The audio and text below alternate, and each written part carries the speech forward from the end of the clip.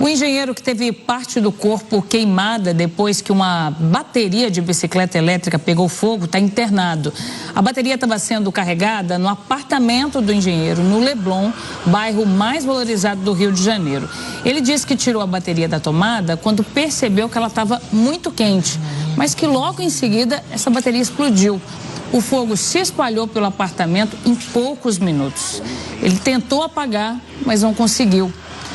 Ele sofreu queimaduras de segundo e de terceiro graus e está internado. A mãe dele conseguiu sair sem nenhum ferimento. O engenheiro disse que a bateria era nova e que era original. Para saber, então, como evitar casos como esse, né, que tem se repetido em vários países, inclusive, a gente conversa agora com o Gerardo Portela, que é especialista em gerenciamento de riscos. Gerardo, muito boa tarde para você, muito obrigada pela participação. Boa tarde, Renata, a todos que nos acompanham na Record News. Gerardo, a gente viu nesse caso aí do Rio de Janeiro que esse rapaz estava fazendo o carregamento da bateria dentro do apartamento. É recomendado fazer esse tipo de carregamento em ambiente fechado ou é mais seguro fazer num local ventilado, um local aberto? Local ventilado sempre, mesmo se não tiver a disponibilidade do local já projetado para fazer carregamento de bateria, mesmo de bicicleta, pelo menos a ventilação. É interessante que a vítima, né, que estava usando um equipamento original.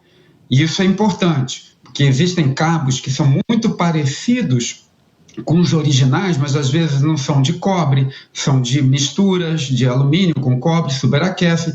Mas mesmo usando os equipamentos originais, na amperagem, na voltagem correta, conforme o fabricante recomenda, é preciso alguns cuidados a mais, como, por exemplo, não ter fontes de calor próximos, o sistema elétrico ali do próprio equipamento do apartamento dele precisa estar ok, fornecer aquela voltagem no nível bom, precisa ter a ventilação, não pode ter sol batendo, nenhuma fonte de calor e, muito importante, nunca deve ser carregado sem alguém acompanhando.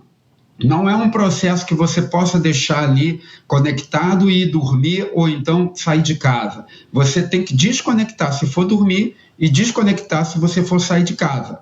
Ainda bem que ele estava acompanhando e conseguiu perceber e desconectou da tomada, porque o fenômeno poderia ter acontecido de uma maneira mais rápida. Mesmo ele desconectando, a bateria é um acumulador de energia. Então, aquele excesso de energia é potencial de risco para qualquer situação. Então, você tem aquele excesso, o calor, e aí você pode ter uma reação mesmo desconectado, que foi o que parece que aconteceu. Tem alguma coisa que a pessoa possa fazer para garantir a vida útil da bateria, para garantir que ela ofereça menos riscos? Uma manutenção periódica, uma forma de limpar ali adequada? Tem sim, Renata. Essas baterias, na maioria delas, as baterias modernas são de lítio. Então, tem uma tecnologia própria. Mas todo equipamento, mesmo de engenharia, bem projetado, ele precisa de manutenção. Então, você precisa manter, por exemplo, os contatos elétricos da própria tomada, não só do equipamento, mas do apartamento ou do local para fazer o carregamento, precisam estar em boas condições. Um mau contato superaquece, dificulta a transferência de energia e estressa todo o processo de carregamento. Então, uma tomada boa, firme, não pode ser bamba, não pode ser uma extensão, e todo esse cuidado de não deixar, por exemplo, bater sol em cima, uma fonte de calor, às vezes está do lado de um fogão, às vezes a pessoa está cozinhando e está carregando ali perto. Então, todo esse cuidado acompanha a operação de carregamento. E como é uma tecnologia nova, as pessoas ainda estão aprendendo a fazer esse processo.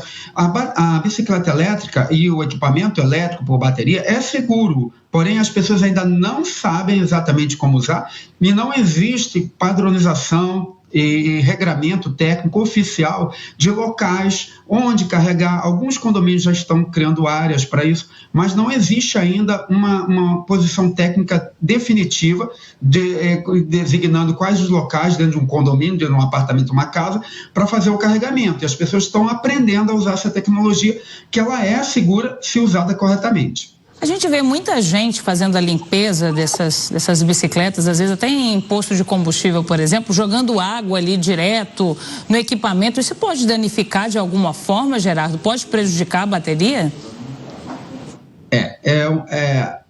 A situação que você narrou é bastante preocupante. Primeiro, um posto de gasolina, onde você tem hidrocarboneto que uma centelha pode provocar um acidente. Então, para você ter carregamento elétrico num posto de gasolina, precisa obedecer alguns regramentos técnicos para isso. Então, tem que ser um local escrito lá, aqui é para carregar. Então, se isso existe, se está ali no local designado, tudo bem. Molhar. Esse é um outro desafio. Bicicletas elétricas, scooters elétricas e até mesmo o carro elétrico precisa ser utilizado, reconhecendo que se encontrar uma poça d'água ou uma chuva muito intensa, não pode haver contato daquele equipamento elétrico de armazenamento, a bateria, com a água. Então imagine, até mesmo um carro, se ele ficar numa grande enchente, por ser elétrico, ele tem sim uma preocupação a mais, apesar de todos os dispositivos de segurança que vêm de fábrica, mas assim, não é todo lugar do mundo que enche como enche aqui no Brasil, então é um ponto de atenção. A chuva, a mesma coisa. Algumas bicicletas têm qualidade de segurança aumentada para ter contato com respingos, mas por exemplo, um esguincho de uma mangueira, com certeza não deve ser feita assim a limpeza de uma bicicleta elétrica. Agora, essas baterias, elas têm uma vida útil, né? Um tempo ali para durar. Você até me corrija se eu estiver errado, mas se eu não me engano, dessas bicicletas é uma bateria que dura em torno de 3 anos mais ou menos. No momento em que a pessoa vai fazer a troca da bateria, a forma de instalar, ter uma pessoa que saiba ali, um profissional que saiba instalar da forma correta, isso também ajuda a diminuir os riscos? Ajuda muito. Renata, você está descrevendo aí aquela típica situação de aprendizado, né? Então, as pessoas estão comprando os equipamentos, mas a maioria, dos últimos 3 anos, muita gente passou a utilizar esse tipo de equipamento. Então, agora que está começando a trocar as baterias, né, em grande quantidade, o descarte ainda é uma questão complicada, ainda não tem uma solução muito adequada ainda para isso, que possa atender uma grande quantidade. Enquanto temos poucas bikes, poucas bicicletas, tudo bem, mas quando começarem a surgir toneladas de baterias, como vamos fazer? Isso ainda não está definido.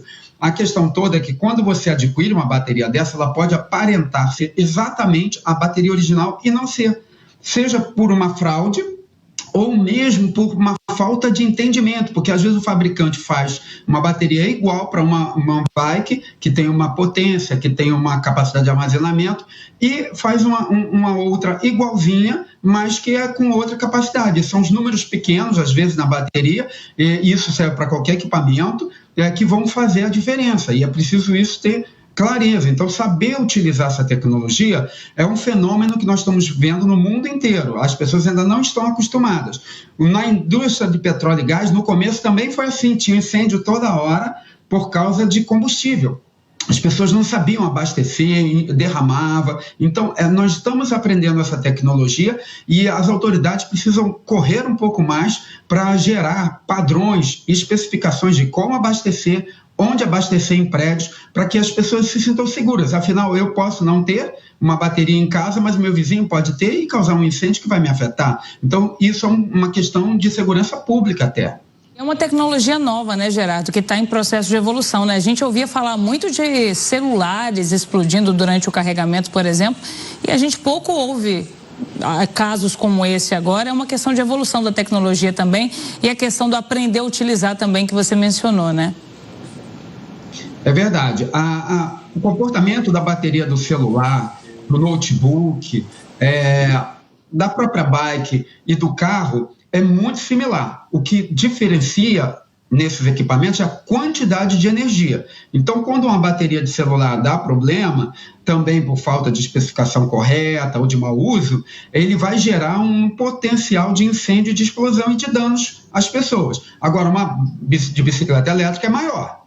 E uma de carro é muito maior ainda. Então, como vai ser abastecido, por exemplo, o carro, a bicicleta elétrica? Alguns condomínios estão segregando as bicicletas elétricas em áreas com menor potencial de dano, justamente para uma proteção dos carros que não podem ficar do lado, porque um incêndio como esse, ao lado de um carro com um tanque cheio, então é um risco maior, você precisa segregar, mas isso não está definido claramente. O Corpo de Bombeiros de São Paulo tentou fazer isso recentemente, não ficou muito bem resolvido, e hoje nós não temos exatamente como utilizar, como fazer o carregamento da maneira padronizada.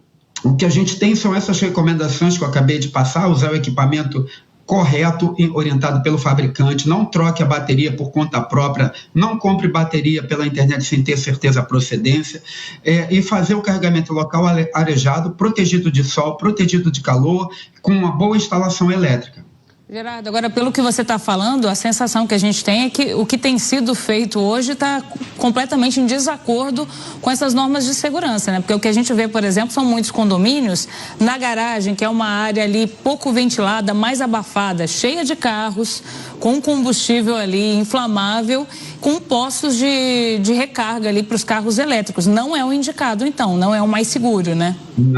Não é indicado, é um problema mundial. Até porque, por exemplo, se você coloca esse veículo num subsolo, numa garagem, nem que seja subsolo, mas dentro de uma proteção, uma cobertura. Então, se o incêndio começar, num carro elétrico, por exemplo, a quantidade de energia, de calor, é essa que nós vimos na bicicleta multiplicada por 100, 1000 vezes. Então, imagine como esse incêndio vai se propagar. Ele não poderia ficar no subsolo, não poderia ficar numa garagem coberta. Ele teria que ficar numa garagem, se coberta, numa distância enorme de altura, que a gente chama de pé direito, entre o carro e o teto, para poder ter ventilação natural. Não pode ser toda fechada. Ao mesmo tempo, não pode ser aberta para chuva, não é recomendável que seja para chuva, até porque o usuário do carro, ele quer ter o carro dele coberto. Então, são problemas que precisam ser equacionados, emitindo normas técnicas nacionais de como prover essas áreas. Uma outra questão é que isso há uma demanda de energia. Imagine, hoje a gente tem 10 bicicletas elétricas no prédio, imagine 100, todo mundo com bicicleta, vai começar a faltar energia, todo mundo com carro elétrico, o prédio vai acabar apagando, e um quarteirão inteiro cheio de carros elétricos também. Então são problemas que mostram que a tecnologia do veículo elétrico, ela está dominada. O veículo em si, ela funciona bem. A questão do carregamento e do abastecimento, ela ainda está em desenvolvimento no mundo inteiro. Há gargalos até comerciais, às vezes não é viável criar um posto de abastecimento elétrico, e por isso a gente tem esse vácuo aí de normas e padrões para orientar a população. E vale a gente reforçar que a gente não está falando querendo alarmar ninguém, né, Gerardo? São alguns cuidados ali que tem que ser tomados, e são casos que são exceções, né? Em geral, são equipamentos seguros, mas que exigem algum certo cuidado, e muitas vezes são cuidados simples mesmo, como você está falando, do local onde é feita a recarga, de ler um manual de instruções antes de utilizar ali, de olhar se o cabo de recarga está com alguma avaria. São pequenos detalhes que fazem muita diferença, né? Isso, o medo, o pavor, o alarmar não agrega nada, nada. É que a gente tecnicamente está familiarizado com essas questões e a gente vai explicando e as pessoas vão entendendo que tem muito mais coisa por trás daquela operação de carregamento do que ela pensa, do que ligar uma tomada, um abajur, um outro equipamento, uma televisão. É muito mais coisa ali envolvida, está passando uma quantidade de energia enorme ali. E esse aprendizado é que está faltando ainda, porque é uma tecnologia nova, e por isso a gente precisa tomar alguns cuidados. Mas tem acontecido uma certa frequência, porque as pessoas estão comprando mais veículos, mais bicicletas elétricas, e você está tendo, a gente acaba vendo, né, aqui no Rio de Janeiro, por exemplo, nos condomínios, um aumento considerável de casos de incêndio de bicicleta elétrica, e isso pode ser rastreado, há imagens até disponíveis sobre isso, que a gente vê que falta conhecimento de como lidar com aquilo, porque em si é seguro, o veículo elétrico é seguro, porém, quando ele é disseminado sem uma preparação, fica acumulando ali oportunidades de risco e aí acaba acontecendo. E vale a gente reforçar o óbvio, né? Quando a gente vai operar uma máquina, um equipamento, seja uma bicicleta elétrica, seja um carro elétrico, é preciso estudar um pouco antes, conhecer como funciona para garantir a segurança de quem está operando aquela máquina e de também quem está ali no entorno, né? Obrigada, viu, Gerardo, por todas as orientações, as informações que você trouxe para a gente. Eu que agradeço, é sempre uma satisfação estar aqui com vocês. Obrigada, boa tarde, até mais.